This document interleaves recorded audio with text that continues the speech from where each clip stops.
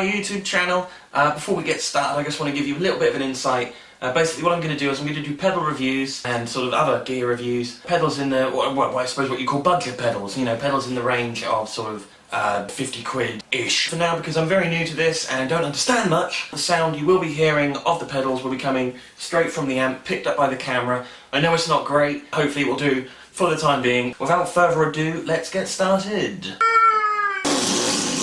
Okay, so the first pedal I'm going to be reviewing is by a company that I love, and that company is TC Electronic. The pedal is the, quite frankly, amazing Nether Octaver pedal. This pedal comes in a beautiful blood red colour, and it can also come in many other colours, such as the same colour. This pedal, for starters, is built like a very well built house. I could throw it at you and you would have at least a nasty graze or several thousand stitches. This pedal is all analog circuitry, so you get that really nice warm sort of vintage sound. It glitches from time to time, but that's a good thing, almost like a glitchy sort of synth sound.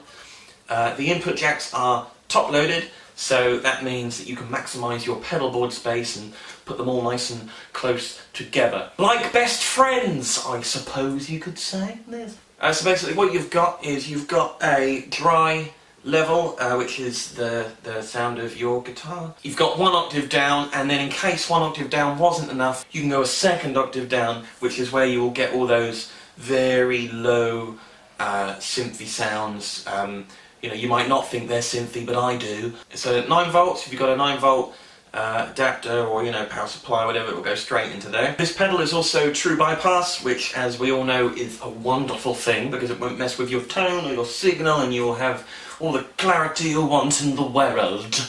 I think one of the really cool things about this pedal, about the design, is that the Nether, the name of the pedal, has that kind of Stranger Things sort of font to it. So you look at it and you go, strange.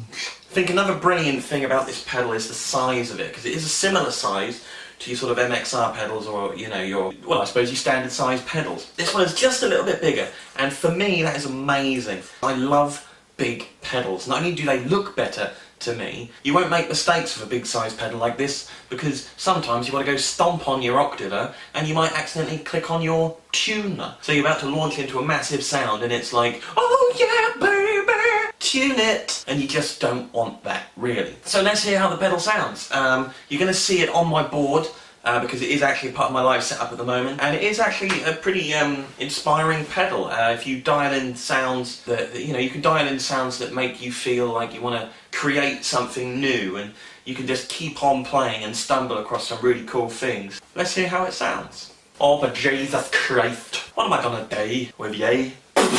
Okay, so I'll now demonstrate how the pedal sounds. I'm playing my Ibanez Artcore semi-hollow, and I am also running through my old Darburn amplifier. Don't know terribly much about the amplifier, but it sounds okay. So, without further ado, here is my clean channel.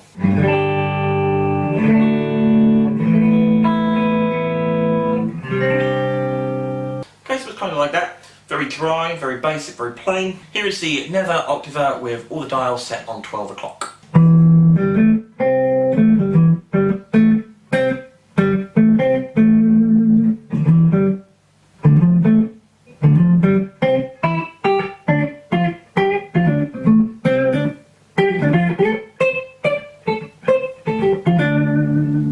Sounds alright when they're all at 12 o'clock. You can really tell that analog sound, which is very nice. That's a nice warm texture. Why don't we now go a little bit crazy and mess with some of the dials. What I'm going to do first is keep my dry signal on 12 o'clock, and I'm going to pump that octave 1 up to about 3 o'clock. See how that sounds.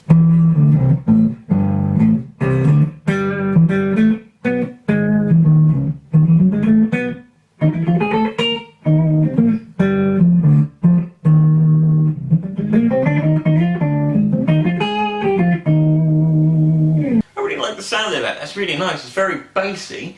You could almost imitate a bass guitar with that, I suppose.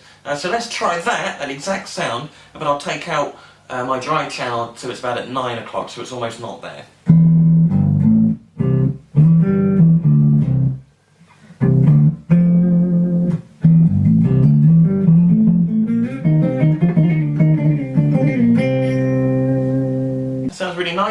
that dry channel all the way out, and I'm also going to turn off the octave 2 all the way down, so see if we can get a really nice emulated bass sound.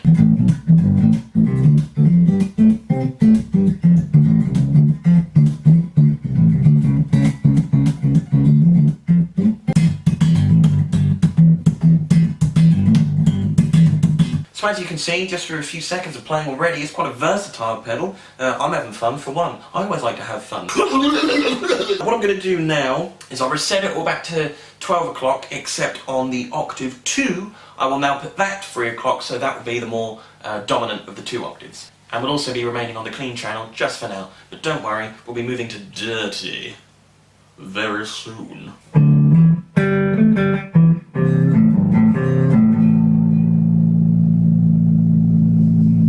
Noise. I'm going to make that more dominant now so we can really hear it. I'm going to turn the first octave down.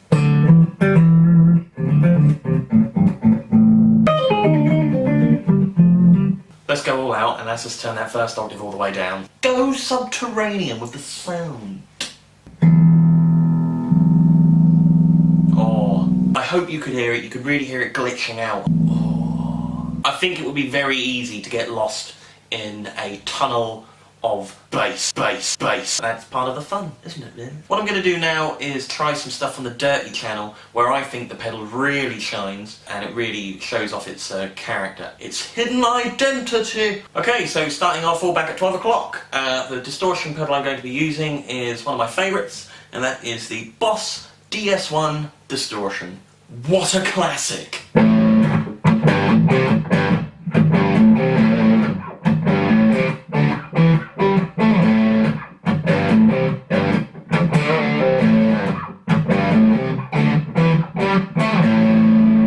That already sounds good to me at 12 o'clock. Let's dial up once again the first octave a bit more.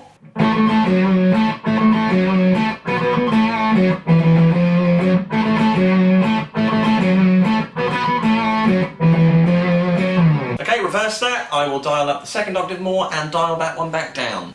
Yes! Let's try a classic riff.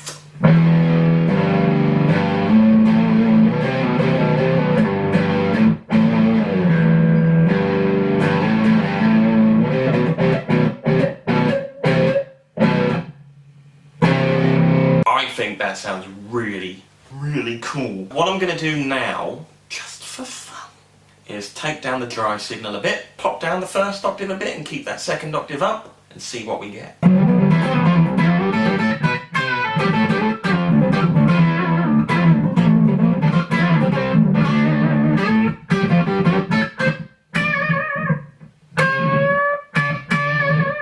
It's glitching quite a bit on those high bends, but I was sort of expecting that anyway. It's kind of unpredictable. A pedal like this, you really want a pedal like this to really be sort of testing you and pushing you to discover new sounds and ways of playing things. I don't think lead playing is really the best kind of thing for this pedal to do. When you've got a sound like this anyway, you just want to play low and dirty. You don't want to be playing whittly, whittly, whittly, whittly, whittly, whittly, whittly, whittly, whittly, whittly, high notes, really, do you?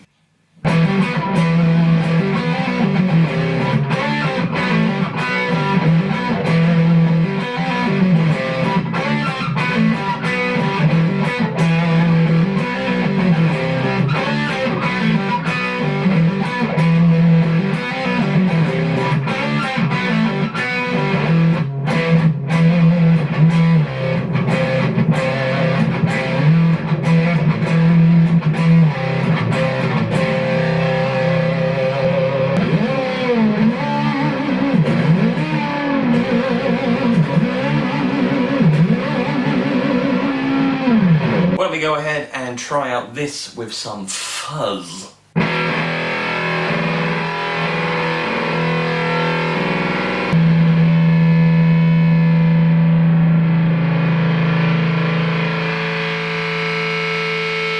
Well, that's all you need for the fuzz part, really, isn't it? So there you go. I've played a bit on the guitar and played around with the pedal a bit. I've really only just touched the tip of the iceberg with what you can do with this pedal. You know, that's obviously just to give you a general idea of how it sounds. As you've heard, you can get some really nasty, gritty, glitchy, synthy sounds from the pedal, which is just really cool for experimentation.